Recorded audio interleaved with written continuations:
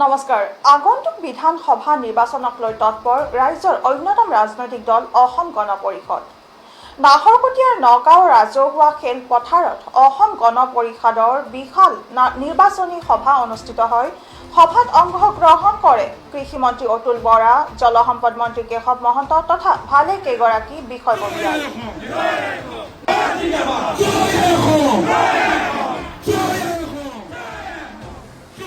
সমাগত বিধানসভা নিৰ্বাচনক লৈ তৎপৰ হৈছে ৰাজ্যৰ অন্যতম আঞ্চলিক দল অসম গণ পৰিষদ।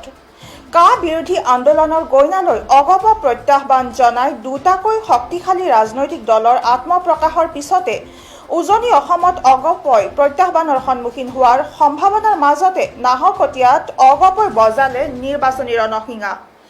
নাহৰকটীয়াৰ নগাঁও ৰাজহুৱা খেলপথাৰত বিশাল জাতীয় ঐক্য সন্মিলন অনুষ্ঠিত কৰি কংগ্ৰেছ AIUDFৰ লগতে নৱগঠিত দুই ৰাজনৈতিক দলৰ বিৰুদ্ধে প্ৰত্যাহ্বান জনালে চৰকাৰৰ অংশীদাৰ অসম গণ পৰিষদে।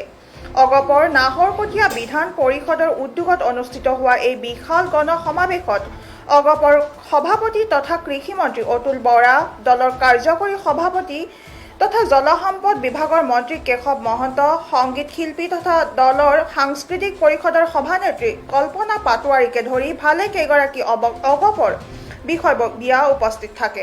আনহাতে 2021 নিৰ্বাচনত মুখ্যমন্ত্ৰী সৰ্বানন্দ সোণোৱালৰ নেতৃত্বত অসমত মিত্ৰজোঁট চৰকাৰ গঠন কৰিব বুলি দাবী কৰিছে অগপৰ সভাপতি অতুল বৰাই। তিনিটা কাৰ্যকাল শাসনৰ বাগজৰী দখল কৰা কংগ্ৰেছে সমস্যাবোৰ সমাধানত গুৰুত্ব দিয়া জটিল পৰিস্থিতিৰ সন্মুখীন নহলহেঁতেন বুলিও ক্ষোভ প্ৰকাশ কৰিছে।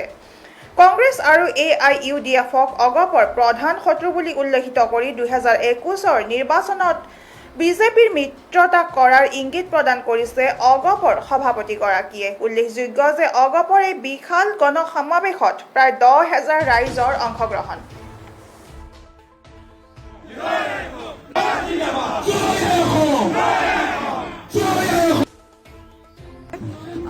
অসমৰ ভূমিত আঞ্চলিকতাবাদীৰ ভাৱধাৰা সদায় জীয়াই থকাটো জৰুৰী, কিন্তু তাত কিছুমান ব্যক্তিগত উদ্দেশ্য লৈ পেলাই, কাৰণ ৰাজনীতিতো বিভিন্ন ঘটনা হৈ থাকে, বিভিন্ন কথা বতৰা হৈ থাকে।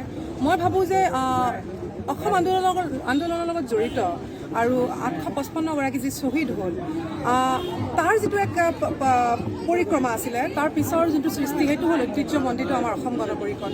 আৰু অসম গণ পৰিষদ দল এক বিচাৰধাৰা, মোৰ কাৰণে এক বিচাৰধাৰা, এইটো এটা সচেতনতা, কেৱল এক ৰাজনৈতিক দল নহয়। ইয়াত বিভিন্ন ধৰণৰ কথা আহিছে, বহু সময়ত বহু নেতৃত্বই কিছু ভুল কাম কৰিছে, ৰাইজ হতাশো হৈছে।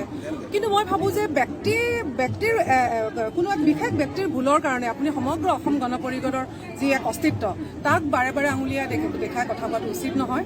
মই ভাবোঁ যে ইয়াক ধৰি ৰাখিব লাগিব, আৰু আমাৰ প্ৰজন্মই মই ভাবোঁ আমাৰ প্ৰজন্মই ধৰি ৰখাটো জৰুৰী। বৰ্তমান যেনেকৈ ক্ৰিকেটত টেষ্ট মেটছৰ পৰা আদি কৰি আমি সেই সময়ত চাইছিলোঁ, সেইটো বেলেগ সময় আছিল। আজি 2020 যুগ, আজি নৱপ্ৰজন্মৰ ৰাজনীতিত আহিব লাগিব।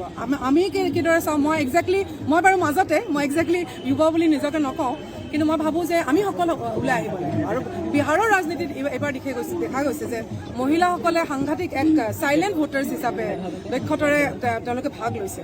মই ভাবোঁ মহিলাসকলো ওলাই অহা উচিত। আৰু অসম গণ